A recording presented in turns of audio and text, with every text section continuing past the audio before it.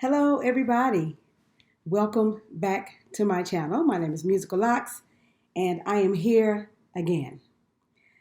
I am welcoming you again for the second time because I did start a channel last year, just about the same time, and uh, and that did not continue. So I'll tell you a little bit about that. Um, but first, um, the reason why I am starting again today, more specifically, is because today is day one of my Loc journey. So, as you can see, I have I went to a loctician this time. I'll tell you about the first time, but I went to a loctician earlier today. Today is February 19th, 2020, and so I went to a loctician and let them actually put the locks, install the locks in my hair the correct way. So I'll kind of give you a little preview here. And so this is the beginning. I did mean to add a picture of what my hair looked like before this, and if I can, I will add it to the video so that you can see where I was. So I've been natural about 4 years, and I've been knowing that I've wanted to lock my hair for about the last 2 years. I started to research, I started to look at 1,000 billion trillion YouTube channels about locking.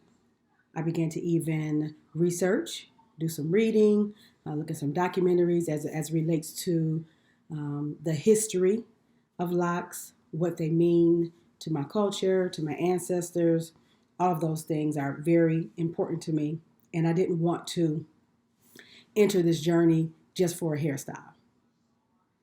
I have, in my lifetime, had every hairstyle known to man. I used to be the weave queen. I had every weave, every length, every color, every style. Back in the day, I had a jerry curl. You name it. Every time it came out, I had it.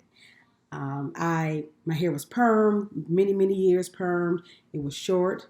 It was long. I've worn braids, all types of braids, zillions. You name it, I've had it. And so I have no shortage of the experience of what my hair can do and all the things that I have done to keep it healthy and also to damage it. I have done some significant damage to my hair over the years. Right before I went natural, I had gotten what is it called? It's a weave, it's a unit. It was a unit. A weave was put into my hair, and at that time I was balding and I didn't know it. And when I had the weave put in, the hairstylist didn't say anything either. I found out after, once my hair started really coming out, and once I took the weave out, I was almost bald in the top of my head. And that's when I made the decision at that point that I was going to stop getting weave, stop doing all those destructive things to my hair, and really began to focus on being natural. And so that's what started my process. But over the years, I've had color, I've bleached, I've grown my hair, I've lost my hair, all types of things. And I know now that I'm ready, based on my research, based on everything that I know about locks, the lock culture, the lock community, who provides so much information on social media about different experiences. I know that I'm ready. And I also know that every person's lock journey is their own personal lock journey. Just like our fingerprints, every hair on our head is unique to us. And so I know that my lock journey will not be like anyone else's. I do not expect that my hair will grow or look like anyone else's. And I think what excites me the most is that I can see what my hair will do and what my hair will become on its own. And so I'm excited about discovering that. And so I wanted to bring you all on my journey from the beginning, because it's not about a hairstyle for me. It's really about this spiritual experience. I am preparing in a few days to leave for Israel for a while. And so going to the Holy Land in itself is a spiritual experience that I am excited about. But I also thought that this would be the perfect time to also make a commitment about starting this Loc journey, because I think both of those things together, having this experience in Israel and starting my Loc journey, I think those two can be significant and are well connected to my purpose. So I'm excited about the opportunity that I have to go to Israel and have that experience in the Holy Land and go to those places where Jesus was buried, and the Wailing Wall, and all of the places where Jesus lived, and where his spirit still remains, as it remains everywhere all over the world. But I'm excited to go there, and so I wanted to start my journey, and I am excited about this as well. I realize that time and patience are going to be important in this process. I think that I am a patient person right now, but I think that going through a process like this will enhance that. And being able just to let time pass and to be patient in that process and discover what I need to discover along the way. I plan on just really kind of letting my hair do what it does. I don't want to manipulate it. I don't want to have my hands in it all the time. I just want to let it naturally be what it wants to be. And I'm good with that. I'm excited to bring you along. If you are watching this and want to follow me, which I hope you will, please subscribe. Please hit the like button and also hit the notifications button, as I will be sharing videos along the way of this journey.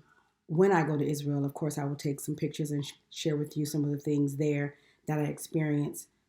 But as I go through the journey, I encourage and welcome your comments and your advice. Please keep positive vibes only. But how can you share your experience? Those of you who have been locked for a year or 5 years or 20 years, what advice would you give to someone who is starting new in this process? What have been some of your challenges that you want to share? And what are some of your victories? What are some of the things that have happened that make you say, now I know that locking my hair was the best thing that I could have done? Share those things with me. As I look at videos and talk to people, I'm also reading more.